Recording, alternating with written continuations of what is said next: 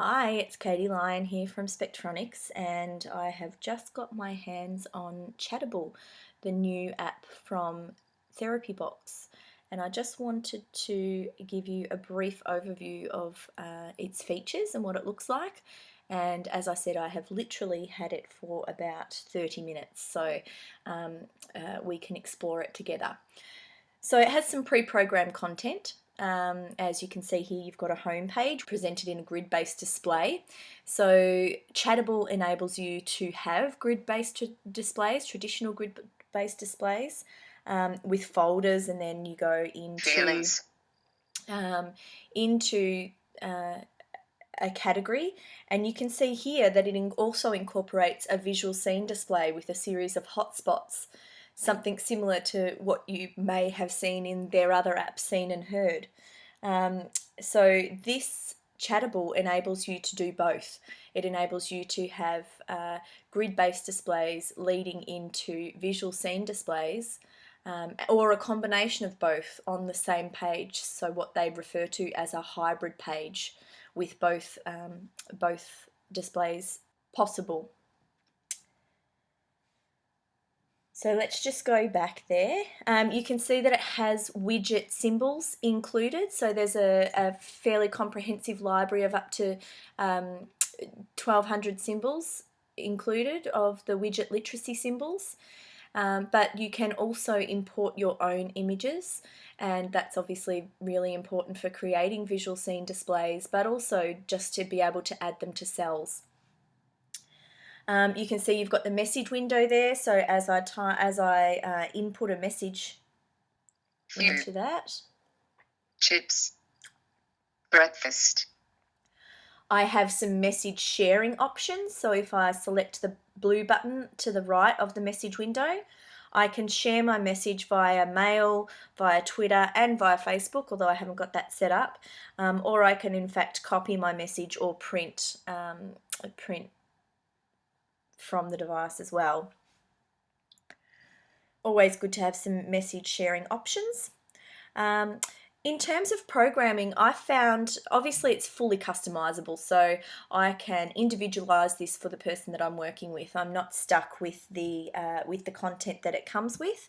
I can individualize it, and I found the programming fairly intuitive.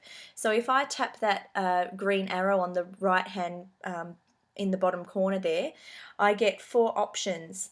Now the purple one there obviously takes me directly to my home page. So if I'm within a few pages and I want to get back to my home page, I can just select that and go back to my home page using the purple button.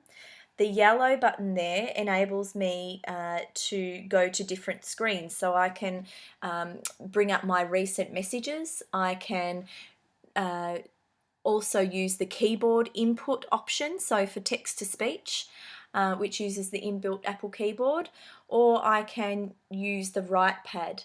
And that right pad is a feature that you may have seen if you're familiar with their other app, Predictable, where I can use handwriting and it will get translated into text to speech. So there's those options within that screen there, within the toggle screen options. The red settings button will take me into all of the different settings that are available, and there are quite a few.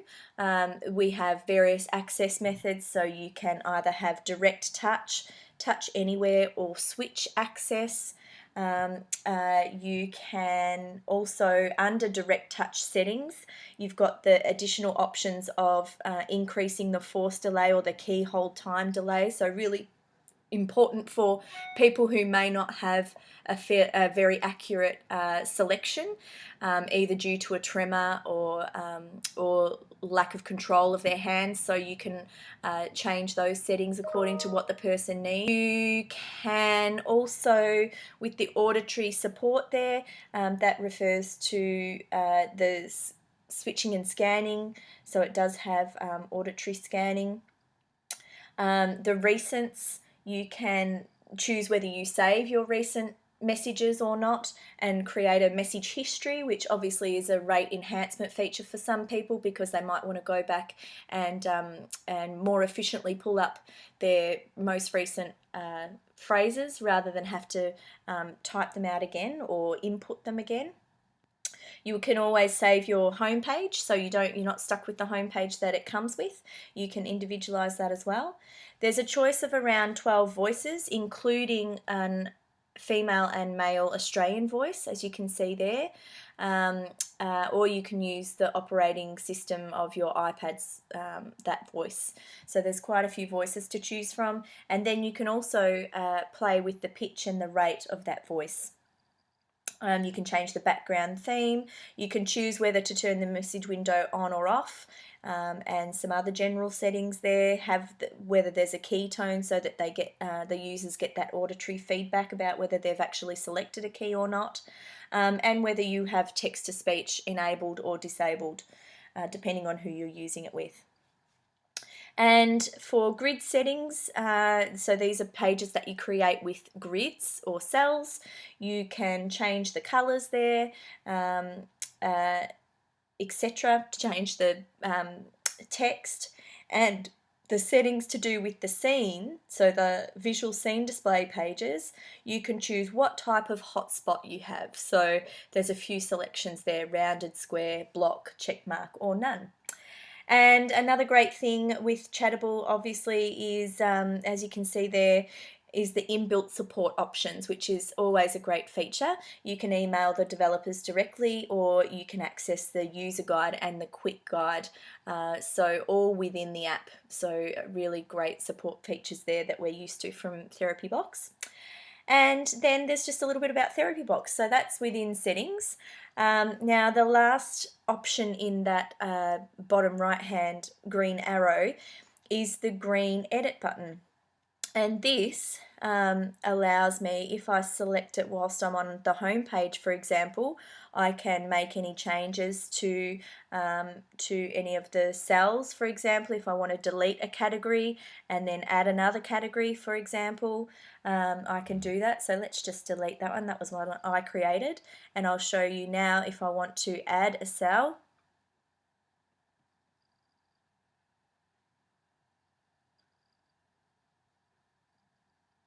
So you can see there that I have the option there on the screen now to add a cell, or I can add a folder. So a folder will take me through to additional cells. Let's add a folder. Then it comes up with this editing page. So I can either choose an image from my camera or from my camera roll, so from my gallery, or I can choose it from the symbol library, which is the widget symbols. I can search for family, and it will go in there. I can change the text and the properties of the text using that button there. Then this button allows me to link it. So where do I want this folder to be linked to? I want it to link to a grid which I have created earlier called People, and it gives me a little thumbnail view there which is easier to navigate. Click OK. And then there's just some properties in terms of how I want the folder to look, so color coding, etc. And then I can save or discard my changes. I'm going to save, and now you can see on my home page I have that button. Family. And I've linked it through to a page that I've already created with some additional cells on it.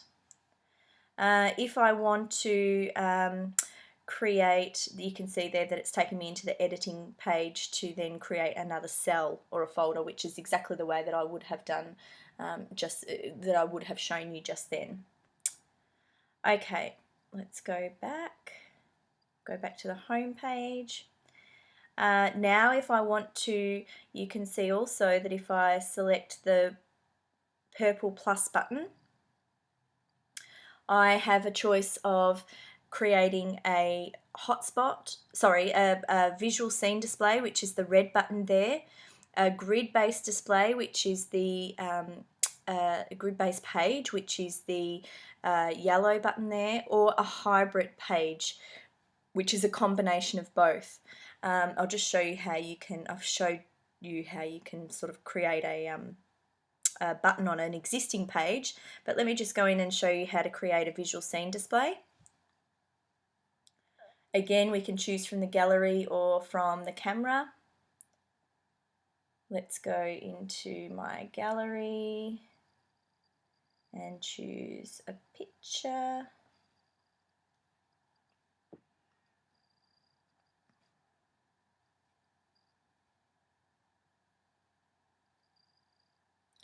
Then we can add a hotspot, and for those people who are familiar with Seen and Heard, you know that the hotspots can then have a scheduled start time so that they can automatically pop up. Let's go here. Then we can add some audio, so either through text to speech, through video, you can add a video to that plays when this hotspot is selected, or you can record your audio. Time to pack up the toys.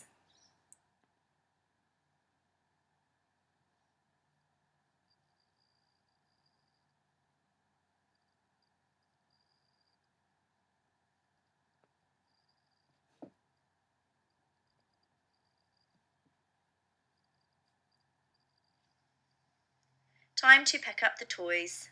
Okay, so that's just creating one hotspot there, and obviously, as you saw in settings, you can select what type of hotspot you create. Let me show you just how to create, if I go back to the home page, and how we create a grid-based page. So I could call this school, and I can select the dimensions or the configuration for my grid, and it automatically takes, now I've got some stuff in the message window there, I'm just going to clear that so it doesn't confuse you, but it automatically takes me to whether I want to add cells or a folder. So very similar to what I did to my existing home page. Add a cell, go into the symbol library, for example, and something that we do at school is teacher, and because we have such a comprehensive symbol set in the widget symbols which are included, that we have quite a few options to choose from.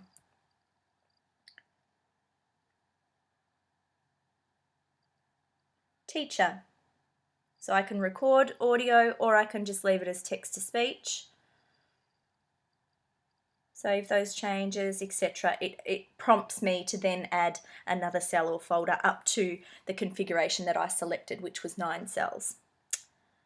Okay, and let's go into home button again, and I'll just show you the last option of creating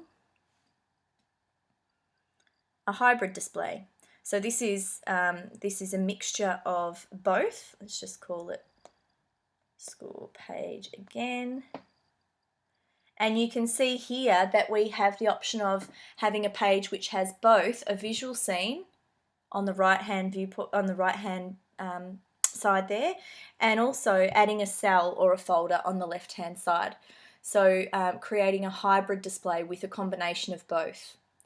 And so it is a very flexible and fairly unique app in terms of its flexibility, allowing you to create these pages with a combination of both, and allows for flexibility for more users over a longer period of time to adapt to their changing needs.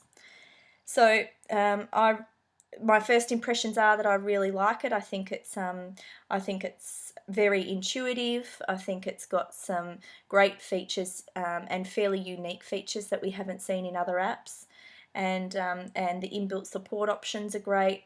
And also the ease of use for someone who hasn't even picked up the manual yet or gone in and had a look at the manual. I was able to create all of the different types of pages fairly easily, and obviously I'll get used to it the more time that I have with it. So check it out if you think this is something that might be useful for some of the people that you're supporting.